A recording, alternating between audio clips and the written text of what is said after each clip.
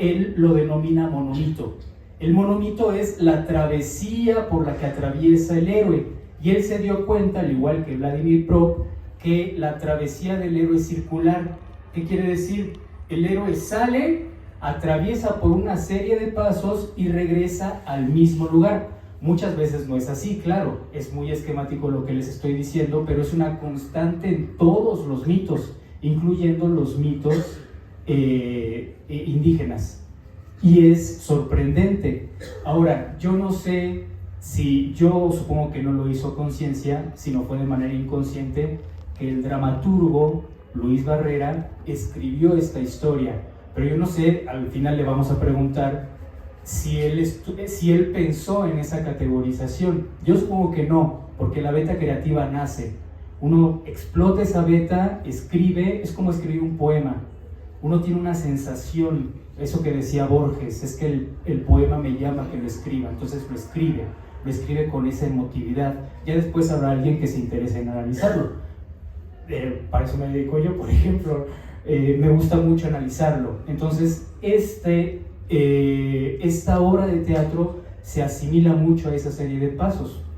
Pero, ¿dónde entra el teatro aquí?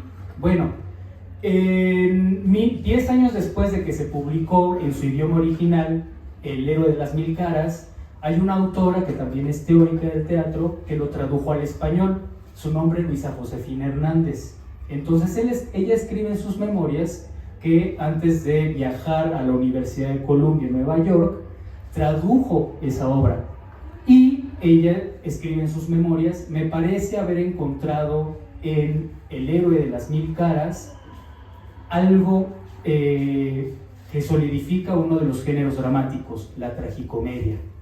Entonces, la tragicomedia, desde el punto de vista dramático, tiene una lectura específica para denominar una obra de teatro como tragicomedia. Por eso es que al principio les hablaba que hay que distanciarnos un poquito de lo que vemos en las plataformas, porque no es lo mismo decir, es que esta película, ya ven que a veces entran tres categorizaciones dentro de una sola, ¿no? Entonces uno quiere ver una película y es, además de thriller, es una comedia, y no solamente una comedia, sino una comedia física. Entonces uno se hace bolas, ¿no? No sabe qué es eso de la comedia física. Yo decía hace como 2 años, también en una conferencia en la que me invitaron, que eso de comedia física suena así como un maestro haciendo yoga y después se cae, una cosa rarísima. No, es más simplificado, los géneros dramáticos son más simplificados, pero eso no quiere decir que sean menos complejos, al contrario, son muy complejos. Entonces, volviendo al tema del héroe de las mil caras, nos dice la maestra Luisa Josefina Hernández que cree haber encontrado la solución para estudiar una obra y denominarla tragicomedia. Bueno, ella retoma el libro de Joseph Campbell, del héroe de las mil caras, y se da cuenta de las distintas etapas en las que viaja el héroe. No es tan esquemático porque nos dice Joseph Campbell, el héroe no se denomina a sí mismo héroe, ¿no? Joseph Campbell le da esa denominación de héroe. ¿Por qué héroe? Porque nos identificamos con esa persona para llegar a una meta, y esa meta es una meta positiva. ¿Qué quiere decir? Yo estoy negado al amor. Entonces, algo me va a llamar hacia una aventura.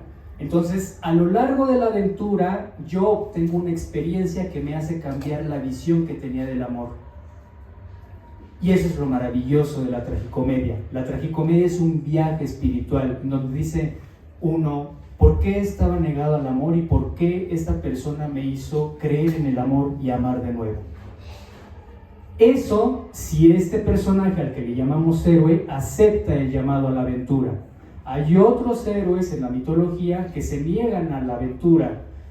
Más bien, el destino los empuja a emprender ese camino. Entonces, esa es la negación del héroe. Por ejemplo, les estoy hablando de preliminares del héroe de las mil caras de Joseph Campbell. Es más complejo todavía el asunto. Pero esa beta riquísima está en esta obra de teatro. Lo más difícil, pienso yo, al momento de tomar un libro, aquellos que no son tan avesados a la lectura, es decir, bueno, esta obra me habla sobre mis antepasados, ¿realmente vale la pena leer sobre mis antepasados? Créanme que lo más difícil en un lector que no está avesado en la lectura, al igual que en el teatro, es acercarse poco a poco a esa aventura. Entonces me gustaría que ustedes como lectores se acercaran a la aventura de leer esta obra de teatro, porque es maravillosa. Yo le iba a hacer una broma al maestro Luis, pensé que me iba a preguntar, oye, ¿qué te pareció mi obra? Y yo le iba a decir, bueno,